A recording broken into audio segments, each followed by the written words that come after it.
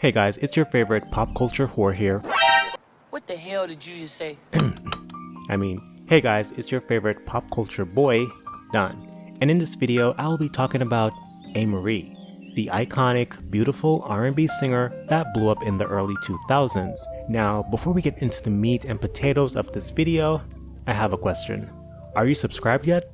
Come on, it's free. While you subscribe, hit the bell and turn on all notifications so you won't miss when I post my next video. Okay, that's enough for the shameless plug.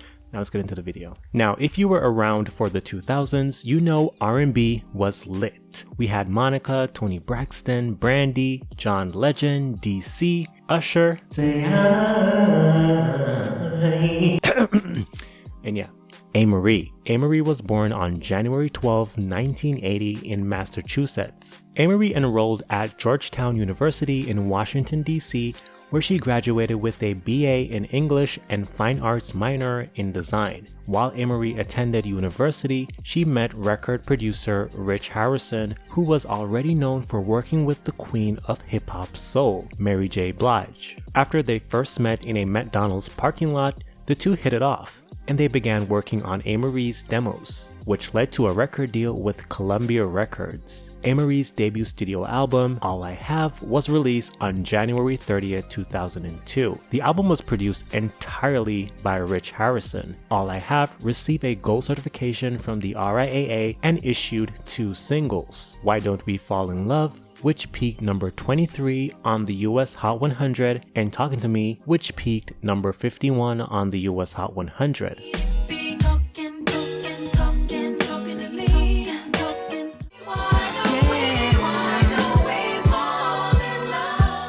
This was a decent debut for Amerie in my opinion. Her sound was targeted to mainly an urban audience. I think it was a smart move to be specific on who they want to reach. A lot of artists and their teams do not get that and will try to cater to different audiences in their debut, and that can be confusing to listeners and risky. Amerie's second studio album, titled was released in 2005. Debuted number 5 on the Billboard 200 album chart with 124,000 copies sold first week, Amerie's highest first week sales to date, and the album went to receive a gold certification in the US. In her Touch era, 3 singles were released. The last 2, Touch and Talking About, were good songs, but they failed to make major impact on the charts. But the leading single was the one that took her career to another level, One Thing.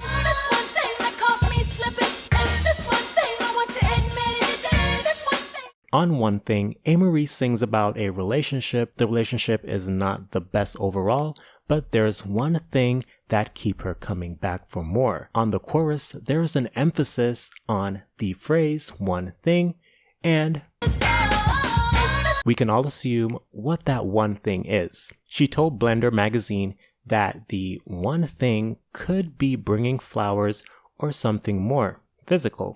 People think I'm just this good girl, but there are other sides they don't see. The R&B, funk, and go-go inspired record samples the Meters' O Calcutta, a theme song from the musical O Calcutta. One Thing is a pop culture staple and stands as Amerie's most successful song to date. The track peaked number 8 on the Billboard Hot 100 and spent a total of 20 weeks on the chart. It was certified gold in the US, earned the singer a Grammy nomination, and named the 22nd and 25th best songs of the 2000s decade by Rolling Stone. J-Lo.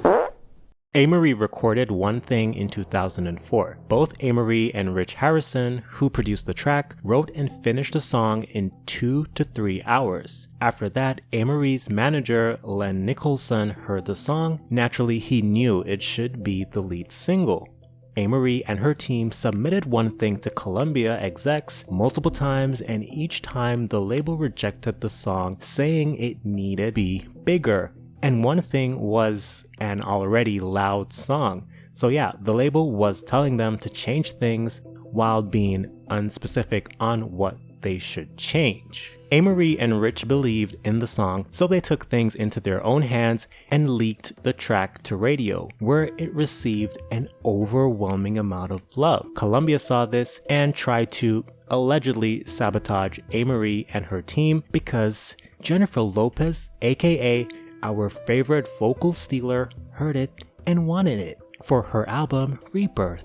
Can you imagine Jennifer Lopez, who was by that time a well-seasoned professional vocal stealer, saying, "Excuse me, Columbia, but that Amerie One Thing joint," joint, that's what they call it back then, joint. Anyway, that Amerie One Thing joint, I want it. Bruh. Allegedly.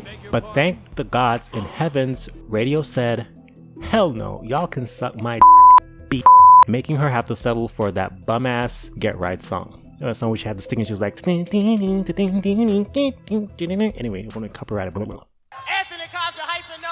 After Amerie experienced what most saw as her breakthrough with the release of One Thing, Amerie's spotlight slowly dimmed out. Now, since the beginning of time, Amerie fans have accused Beyoncé of stealing Amerie's style and sound, mainly the go-go funk sound, which became more prominent after the release of One Thing. Obviously, Amerie did not create the go-go sound, but I do believe she did help with making it a trend. Some will point out that Beyoncé's Crazy in Love rips off Amerie's One Thing, which makes you dismiss that claim immediately because Crazy in Love came out in 2003 while One Thing came out in 2005. But there is a counter to this. Some of her fans would say that Amerie was incorporating funk and go-go since 2002 with Rich Harrison, and Beyoncé linked with Rich in 2002 after working with Amerie first. Then there's another sector of fans that would say that Rich Harrison shopped Amerie's sound around. I do believe that after One Thing came out, the go-go funk sound became more prominent in the mid-2000s. Amerie definitely made it a trend. It was a hot sound back then. Now, Amerie did not create or owned the sound. In air quotations, her sound was up for grabs, just like any trend that's easily replicated in pop culture. Take the Migos. They also, in air quotations, created a sound. When they first arrived, the ad-libs, their cadence, it was new and easily replicated, so the industry took it, and it's the same thing that happened with Amerie. Thank you for sticking around and chilling with me on this video. Tell me what you think about Amerie's career. Don't forget to subscribe and follow me on Instagram and Twitter to keep up with me off of YouTube. I am your pop culture boy, and I will see you in the next one.